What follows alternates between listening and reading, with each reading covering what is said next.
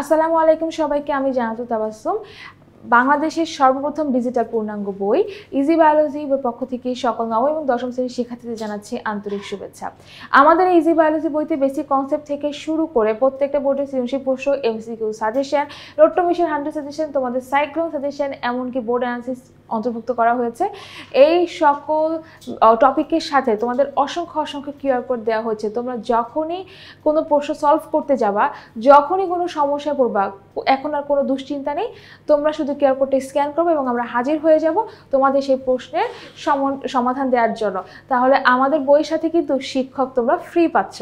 তো আজকের ক্লাসে আমরা অধ্যায় 13 মাদ্রাসা বোর্ড 2025 সালের প্রশ্নটা সলভ করবো। আশা করি আজকের ক্লাসে তোমাদের এই প্রশ্ন সম্পর্কে যত কনফিউশন আছে কনফিউশনটা ক্লিয়ার হয়ে যাবে।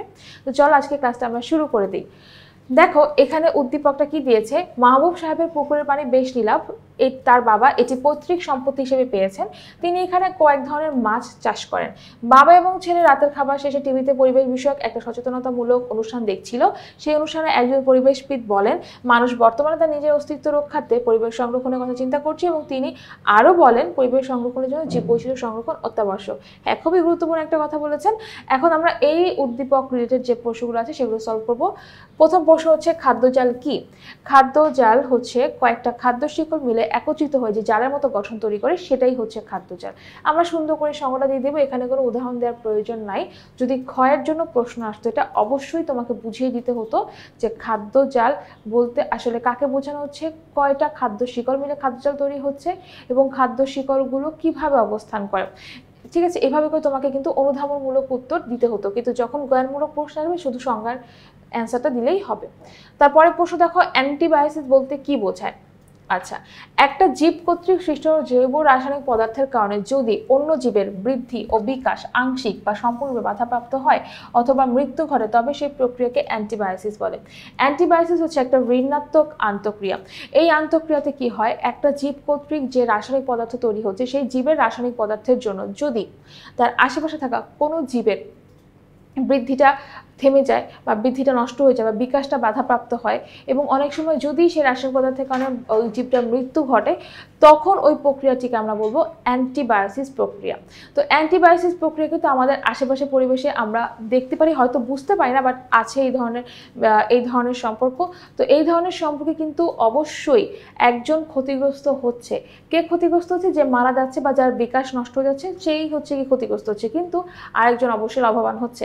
তোমাদের এখানে আমি একটা বাস্তব একটা উদাহরণ দিই, সেটা হচ্ছে পেনিসিলিন অ্যান্টিবায়োটিকের নাম তোমরা সকলেই শুনেছ।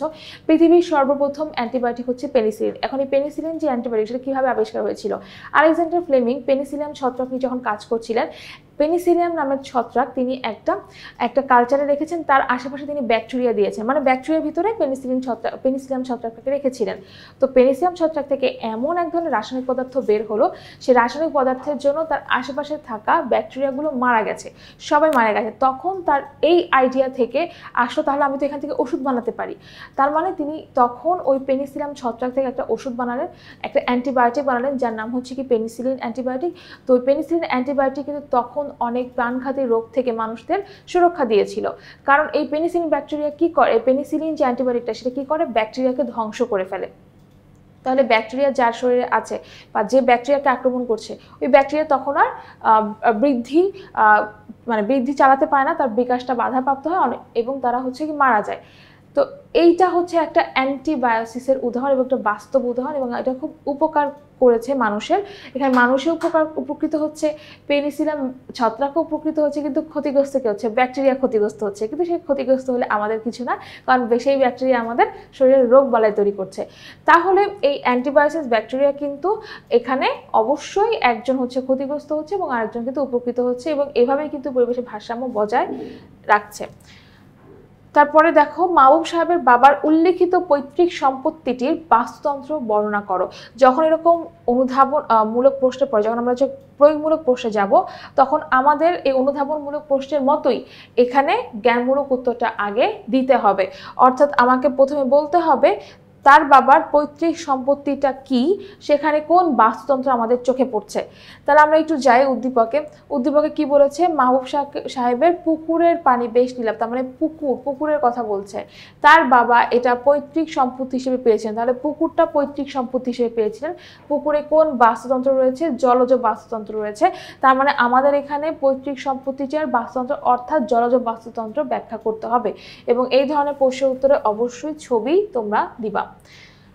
মাহবুব সাহেবের বাবার উল্লেখিত পৈতৃক সম্পত্তিটির বাস্তুতন্ত্র হলো পুকুরের বাস্তুতন্ত্র। তাহলে পুকুরের বাস্তুতন্ত্র আমরা খুব সুন্দর করে ব্যাখ্যা করব, তোমাদের বইতে দেওয়া আছে। এটা ব্যাখ্যা করার সময় অবশ্যই উৎপাদক, প্রথম স্তরের খাদক, দ্বিতীয় স্তরের খাদক, তৃতীয় স্তরের খাদক এবং বিয়োজক প্রত্যেকটা বর্ণনা থাকতে হবে। এবং ছবি কখনো উত্তরের প্রথমে দেওয়া যাবে না এবং উত্তরের শেষে দেওয়া যাবে না, চেষ্টা করবো উত্তরের মাঝামাঝি জায়গায় দেওয়ার, এবং অবশ্যই ছবিটাকে চিহ্নিত করতে হবে, না হলে কিন্তু নাম্বার ফুল পাবা না। জলভাগের বাস্তুতন্ত্র কাছ থেকে ভালো করে দেখার জন্য সবচেয়ে উপযোগী হচ্ছে গিয়ে পুকুরে বসবাসরত জীব এবং জলের নিবিড় সম্পর্ক এখানে ভালোভাবে বোঝা যায়। তো এই পুকুরের ক্ষেত্রে জড় উপাদান কি কি থাকতে পারে, জড় উপাদান থাকতে পারে বিভিন্ন প্রকার জৈব এবং অজৈব পদার্থ, পানি থাকতে পারে, সূর্যের আলো থাকতে পারে, কার্বন ডাইঅক্সাইড থাকতে পারে, অক্সিজেন, ক্যালসিয়াম, ফসফরাস, এই সব কিছু জড় উপাদানের মধ্যে থাকবে। আর সজীব উপাদান বলতে যাদের মধ্যে জীবন আছে তারাই হচ্ছে সজীব উপাদান। সজীব উপাদানের মধ্যে কে থাকবে, উৎপাদক থাকবে, প্রথম স্তরের খাদক, দ্বিতীয় স্তরের খাদক, তৃতীয় স্তরের খাদক এবং হচ্ছে গিয়ে বিয়োজক থাকবে, এবং এগুলো মিলেই সাধারণত পুকুরের বাস্তুতন্ত্র গঠিত হবে। তো দেখো এরকম প্রথমে ভূমিকা দেওয়ার পরে কিন্তু এখানে একটা ছবি দেওয়া আছে, ছবিটা তোমাদের বইতে যে ছবি দেওয়া আছে সেই ছবিটাই দিবা।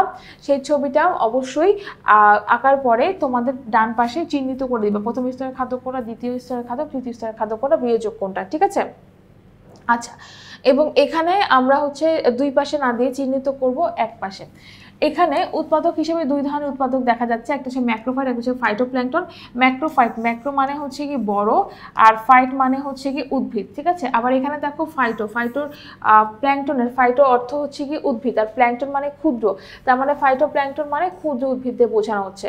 তার মানে এই পুকুরের বাস্তুতন্ত্রে দুই ধরনের উৎপাদক থাকতে পারে, একটা হচ্ছে বড় ধরনের যে উদ্ভিদ সেগুলো, আর একটা হচ্ছে ক্ষুদ্র ধরনের বা যেগুলো খালি চোখে দেখা যাবে না এরকম হচ্ছে ক্ষুদ্র ক্ষুদ্র উদ্ভিদও থাকতে পারে। উৎপাদক হচ্ছে সালোক সংশ্লেষণকারী বিভিন্ন প্রকার শৈবাল এবং অগভীর পানির উদ্ভিদ, পানিতে ভাসমান ক্ষুদ্র জীবদের প্ল্যাঙ্কটন বলে। তার মানে আমরা সকলে জানি পানিতে ভাসমান ক্ষুদ্র জীবদের কি বলবে, প্ল্যাঙ্কটন বলবে। এই প্ল্যাঙ্কটন হচ্ছে দুই ধরনের, একটা হচ্ছে কি ফাইটোপ্ল্যাঙ্কটন আর একটা হচ্ছে কি জুপ্ল্যাঙ্কটন। তো ফাইটোপ্ল্যাঙ্কটন যেটা সেটা হচ্ছে ক্ষুদ্র ক্ষুদ্র যে উদ্ভিদ আছে তাদেরকে ফাইটোপ্ল্যাঙ্কটন বলে, আর জুপ্ল্যাঙ্কটন কারা, যারা হচ্ছে ক্ষুদ্র ক্ষুদ্র প্রাণী তাদেরকে বলা হচ্ছে গিয়ে জুপ্ল্যাঙ্কটন। তাহলে ফাইটোপ্ল্যাঙ্কটন যতই ছোট হোক তারা কিন্তু উৎপাদক, কেন, তারা নিজের খাবার নিজে তৈরি করতে পারে। ফাইটোপ্ল্যাঙ্কটন বা উদ্ভিদ প্ল্যাঙ্কটন সবুজ জলজ শৈবাল এবং অন্যান্য জলজ উদ্ভিদ সালোক সংশ্লেষণ প্রক্রিয়ায় খাদ্য তৈরি করছে, তাই এদের উৎপাদক বলা হচ্ছে। সেটা হচ্ছে ফাইটোপ্ল্যাঙ্কটন বা ক্ষুদ্র উদ্ভিদ হোক বা বড় উদ্ভিদ হোক বা শৈবাল হোক, যেটাই হোক না কেন তাদের কাজ হচ্ছে খাদ্য তৈরি করা। এরপরে হচ্ছে কি প্রথম স্তরের খাদক। প্রথম স্তরের খাদক কারা, যারা এই উৎপাদকদের ভক্ষণ করে তারাই হবে প্রথম স্তরের খাদক। এখন উৎপাদকদের কারা ভক্ষণ করে, যারা জুপ্ল্যাঙ্কটন আছে তারা তো ভক্ষণ করেই। জুপ্ল্যাঙ্কটনকে একটু আগে পড়লাম যে ক্ষুদ্র ক্ষুদ্র প্রাণীদের জুপ্ল্যাঙ্কটন বলা হয়। জুপ্ল্যাঙ্কটন ছাড়াও আর কারা কারা আছে প্রথম স্তরের খাদক, নানা ধরনের ভাসমান ক্ষুদ্র পোকা আছে, মশার শুককীট, অতি ক্ষুদ্র প্রাণী জুপ্ল্যাঙ্কটন, এগুলো প্রথম স্তরের খাদক। তাছাড়া রুই, কাতলা, মাছও প্রথম স্তরের খাদক হবে। এবং এই খাদকগুলো হচ্ছে কি তৃণভোজী। কেন তৃণভোজী, কারণ তারা উৎপাদককে সরাসরি ভক্ষণ করে, নিজেদের খাদ্য প্রস্তুত করতে পারে না, তারা শুধু উৎপাদককে ভক্ষণ করে বেঁচে থাকবে। এরপরে দেখো দ্বিতীয় স্তরের খাদক কারা, যারা প্রথম স্তরের খাদকদের ভক্ষণ করে তারা হচ্ছে দ্বিতীয় স্তরের খাদক। দ্বিতীয় স্তরের খাদকের মধ্যে কে কে আছে, ছোট মাছ, কিছু জলজ পতঙ্গ আছে, ব্যাঙ আছে, এগুলো দ্বিতীয় স্তরের খাদক। এরা নিজেদের খাদ্য তৈরি করতে পারে না, এরা উৎপাদককেও সরাসরিভাবে খাদ্য গ্রহণ করতে পারে না, এরা হচ্ছে প্রথম স্তরের খাদকদের খাবার হিসেবে গ্রহণ করে। তার মানে দ্বিতীয় স্তরের খাদক কারা, ছোট মাছ, কিছু জলজ পতঙ্গ আছে, ব্যাঙ আছে, এরা সবাই দ্বিতীয় স্তরের খাদক হবে। এরপরে দেখো তৃতীয় স্তরের খাদক। তৃতীয় স্তরের খাদক হচ্ছে যারা দ্বিতীয় স্তরের খাদকদের ভক্ষণ করে তারাই হচ্ছে তৃতীয় স্তরের খাদক। কারা কারা, শোল, বোয়াল, ভেটকি প্রভৃতি বড় মাছ, বক, এগুলো হচ্ছে তৃতীয় স্তরের খাদক হবে। এবং এখানে একটা উদাহরণ তোমাদের কনফিউশনের জন্য তৈরি করেছে, সেটা হচ্ছে ছোট মাছ, চিংড়ি, এরা কি তৃতীয় স্তরের খাদক? না, ছোট মাছ, চিংড়ি এরা হচ্ছে দ্বিতীয় স্তরের খাদক হবে। তার মানে ছোট মাছ, চিংড়ি এবং এই যে একটু আগে আমরা যে উদাহরণগুলো পড়লাম, এই যে কিছু জলজ পতঙ্গ, ব্যাঙ, এগুলোর সাথে কিন্তু চিংড়িটাও অ্যাড হবে, যে এরা হচ্ছে দ্বিতীয় স্তরের খাদক, ঠিক আছে। আচ্ছা, এখন আসো এই তৃতীয় স্তরের খাদকদের কিন্তু সর্বোচ্চ খাদকও বলা হয়। কেন সর্বোচ্চ খাদক বলা হয়? কারণ এই সর্বোচ্চ খাদক কারা, যাদের হচ্ছে পরবর্তীতে হয়তো এর থেকে সবচেয়ে বড় প্রাণীকেও ভক্ষণ করছে, অথবা হচ্ছে এরাই ওই ওই যে পুকুরের বাস্তুতন্ত্র ওইখানে হচ্ছে তারাই হচ্ছে সর্বশেষ, ওদেরকে খাওয়ার মতো আর কোনো জীব ওই পুকুরে নাই, এই কারণে তারা সর্বোচ্চ খাদক। যেমন শোল বলো, বোয়াল বলো, ভেটকি বলো, এগুলো অনেক বড় বড় মাছ, অথবা বক, এগুলো কিন্তু একটা বড় পাখি, কিন্তু এদেরকে হচ্ছে কি ওই বাস্তুতন্ত্রে এদের উপরে আর কোনো প্রাণী নাই বা কোনো জীব নাই, এই কারণে তারা হচ্ছে তখন সর্বোচ্চ স্তরের খাদক হবে। এরপরে আসো হচ্ছে কি বিয়োজক। বিয়োজকটা কি?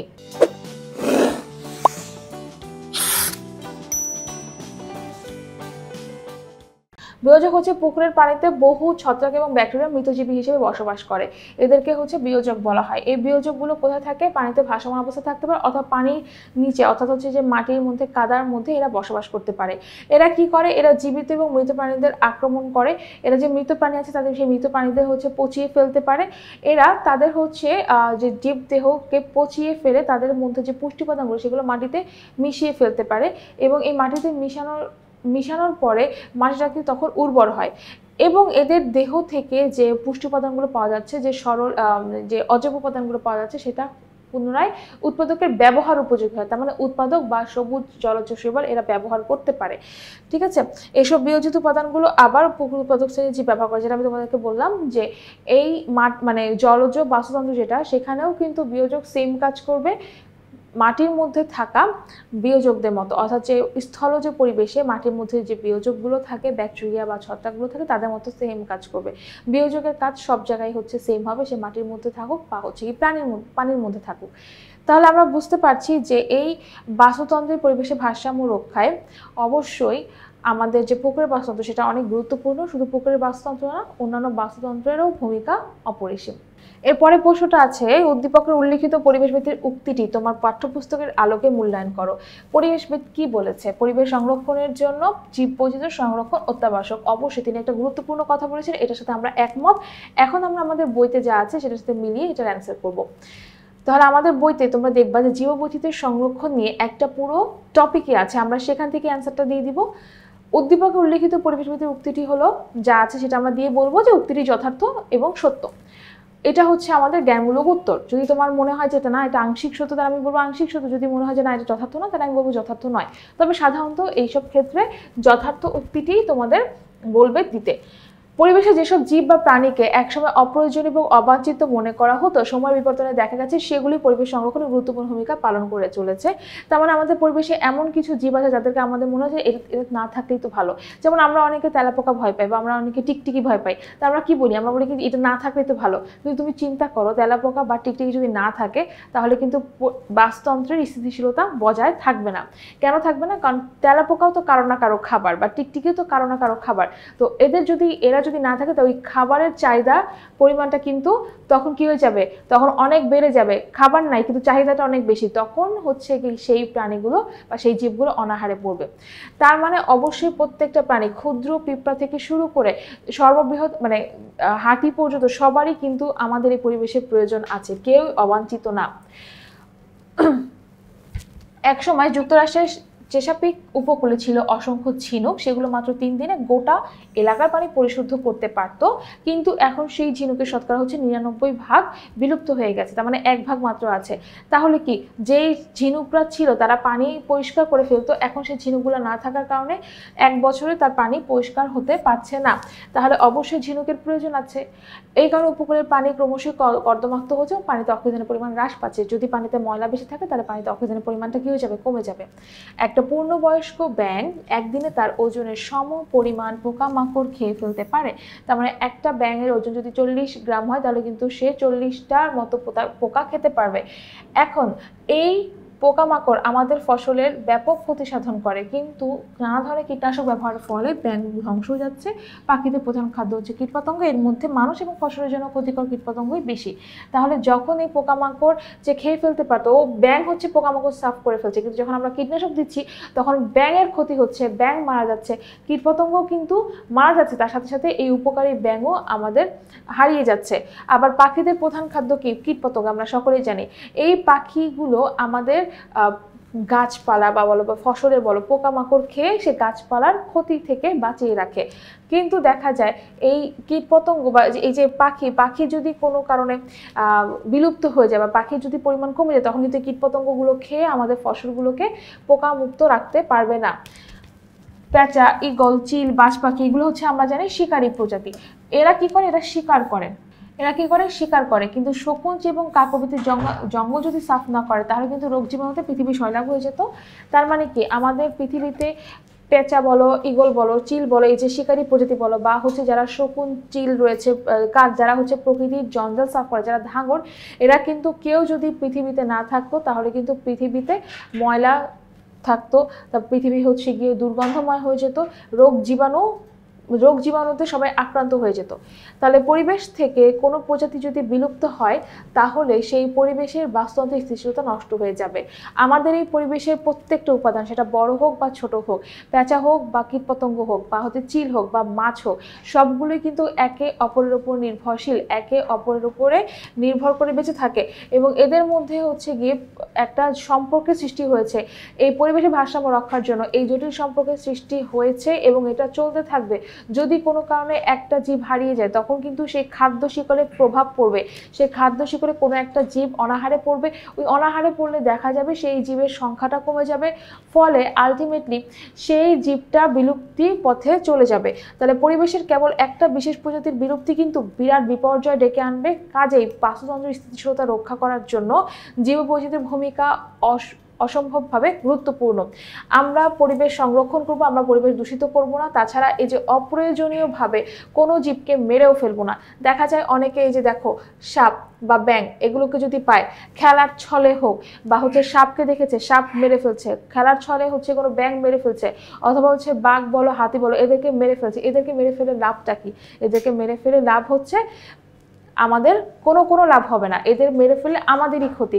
কারণ তারা পরিবেশের একটা গুরুত্বপূর্ণ উপাদান, সবাই একটা গুরুত্বপূর্ণ উপাদান। এই উপাদানগুলো যখনই একটা সরে যাবে, বিলুপ্ত হয়ে যাবে, তখনই পুরো বাস্তুতন্ত্রের উপরে প্রভাব পড়বে। তাহলে আমাদের পরিবেশ সংরক্ষণ করতে হবে, শুধুমাত্র গাছপালা না, প্রত্যেকটা প্রাণীর নিরাপত্তা বজায় রাখতে হবে, প্রত্যেকটা প্রাণীর গুরুত্বটা আমাদের বুঝতে হবে, অন্যদেরকে বুঝাতে হবে, তাহলেই আমাদের পরিবেশটা সংরক্ষণ করা সম্ভব হবে এবং আমাদের যে জীববৈচিত্র্য তখন আর বিলুপ্তির পথে যাবে না। জীববৈচিত্র্য তখন হচ্ছে তাদের